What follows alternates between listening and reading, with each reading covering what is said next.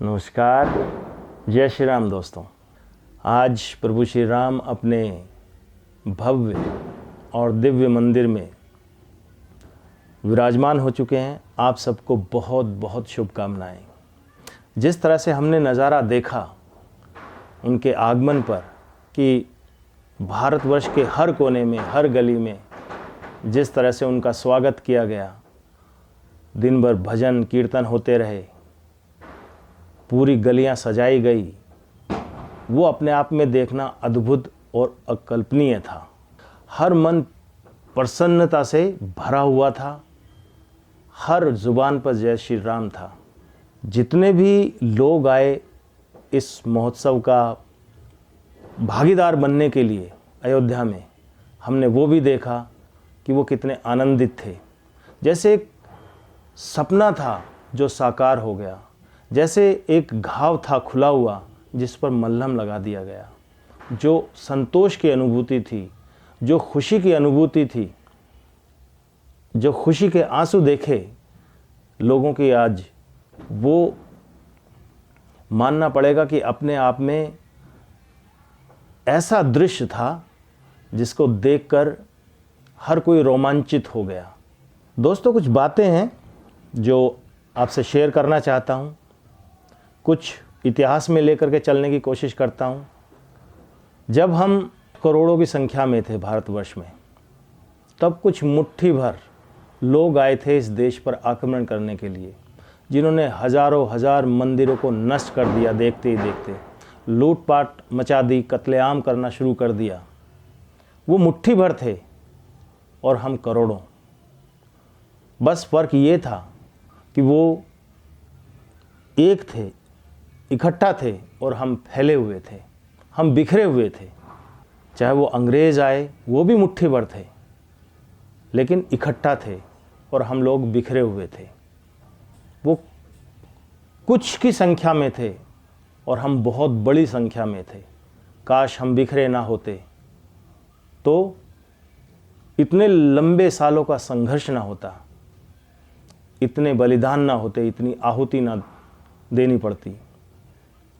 लेकिन हमेशा हमेशा जब भी आक्रांता आए, इस देश की अस्मिता के साथ खेले, और जब पाप का घड़ा भर गया, तब कोई ना कोई उस घड़े को फोड़ने के लिए, उस हिसाब किताब बराबर करने के लिए सामने आया। चाहे वो गुरु गोविंद सिंह साहब हों, चाहे वो छत्रपति शिवाजी महाराज हों, तो उन लोगों ने आकर सनातनी परंपरा को बचाने के लिए जो प्रयास किए, आज उन्हीं की वजह से हम लोग उन्हें सादर प्रणाम करते हैं, उनको नमन करते हैं, उनको पूजते हैं। हम जो प्रभु श्री राम को पूजते हैं, किस वजह से पूजते हैं? क्या इसलिए कि वो एक बहुत बड़े राजा थे? राजा तो और भी हुए, बहुत हुए। अशोक हुए, चोल हुए, विक्रमादित्य हुए, बहुत राजा हुए, महान भी हुए, लेकिन हम उनको पूजते नहीं हैं। तो क्या हम उनको इसलिए पूजते हैं कि वो भगवान विष्णु का अवतार थे? तो भगवान विष्णु के तो अवतार बहुत सारे थे, तो हम प्रभु श्री राम को ही क्यों पूजते हैं? क्यों उनको देखकर मन में इतनी खुशी होती है, इतनी प्रसन्नता होती है, आंखों से आंसू छलक आते हैं? क्यों वो हमारी आत्मा में बसते हैं? उसका कारण ये है कि वो मर्यादा पुरुषोत्तम थे।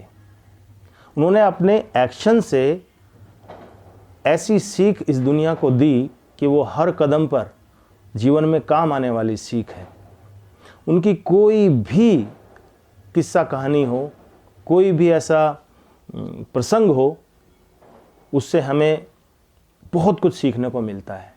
अब ये देखना है कि राम तो आ गए हैं अपने मंदिर में, लेकिन अभी राम राज्य आना बाकी है। गली गली मोहल्ले हर जगह श्री राम के नारों से पूरा देश, पूरा विश्व गुंजायमान हो रहा है। और एक जो ऊर्जा मिली है देश को, जो एक तो लगता है जैसे आगे आने वाले समय में ये दिशा देगी। और हम लोगों को चाहिए कि हम एक रहें, बिखरे ना, ताकि फिर कोई हमारी अस्मिता पर, हमारी सभ्यता, हमारी संस्कृति पर कुदृष्टि ना डाल सके। जितने भी अधर्मी आए हैं हम पर राज करने के लिए, हमारी सभ्यता संस्कृति को छिन्न भिन्न करने के लिए, फिर ऐसा ना हो पाए, इसके लिए बहुत ज़रूरी है कि हम एक रहें। इतने आक्रमण होने के बाद भी अगर हम अपनी अस्मिता, अपनी सभ्यता, अपनी संस्कृति को जो बचा पाए, वो इसलिए बचा पाए कि हमारे जो मूल थे वो प्रभु श्री राम ही थे, वो भगवान श्री कृष्ण थे।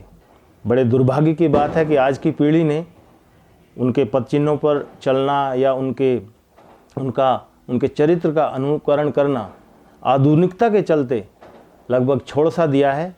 लेकिन अब उम्मीद है कि जिस तरह प्रभु राम का आगमन हुआ है, तो उनका चरित्र भी लोग अब आत्मसात करना शुरू करेंगे और फिर एक बार धर्म के रास्ते पर हम लोग चलना शुरू करेंगे। भगवान राम के राज्य में हर कोई सुखी रहता है, कोई दुखी नहीं रहता।